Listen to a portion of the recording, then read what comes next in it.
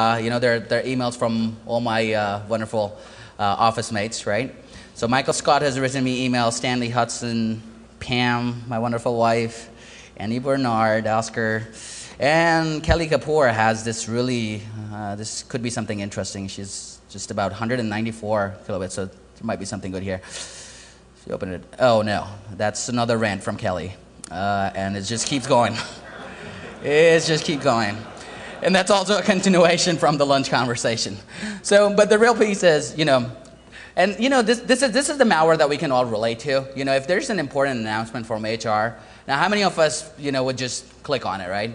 And it's coming from HR. It's an important announcement, and it looks pretty good. Good morning, this looks like any other press release. So before running this file, I'm actually going to open up the temp folder to actually show you what goes behind the scenes when the malware is run. So this is the folder that you're going to see a lot of activity in when I run this PDF. So it's an announcement.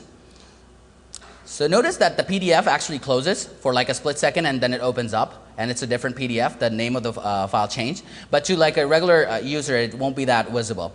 So it's basically an announcement that Dwight Schrute is finally awarded the position of Assistant Regional Manager. And it didn't go to Jim. So what we're going to see in this temp folder is basically all our files now. This 1.exe, evil update, goldmine. Now let's see what goldmine, what this folder has. These are basically all of Jim's documents.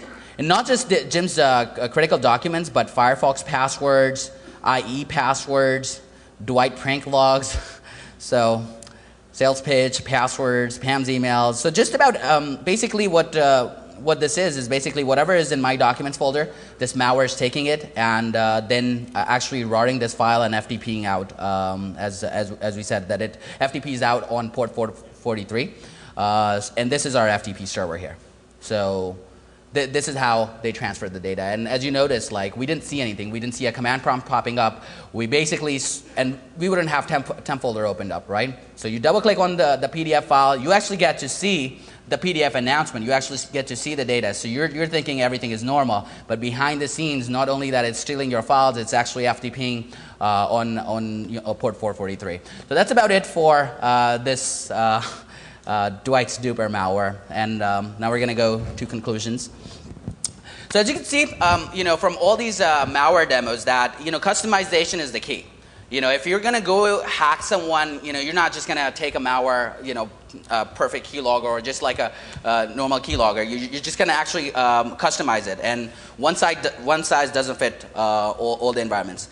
As Nick mentioned earlier, slow and steady wins the race. They're not in for quick and dirty hacks. They want to stay, since they're not taking the data from the database, the key thing for the attackers is to maintain persistency.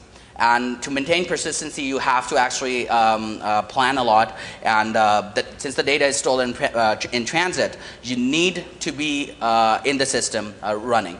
Anti-forensics, as we saw, that timestamper.exe actually changes the create date, modified date, and MFT date. So that's another thing that malware writers are doing now to be able to be safe from these security investigators. And then through the advances, when we looked at the malware that we analyzed last year and we presented, it was very manual. You had to go into the systems, you had to run commands, you had to leave and come back. And the attackers have really focused on automation. Like you saw in the PDF, everything's automated. Basically, you run that PDF and basically it goes and it scours your system for all the important documents, roars it up and FTPs it out. The attacker doesn't have to even touch that system. All they have to do is send a single email.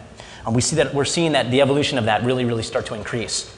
And then, of course, not slowing down. I mean, we're seeing these attacks continuously, and they're not slowing down anytime soon. And they're constantly developing these pieces of malware. It seems like every single case that we go into, and we see the same named malware even, or something similar, it's another version. They made an advancement, they've added a new feature, and they've extended the threat of that malware.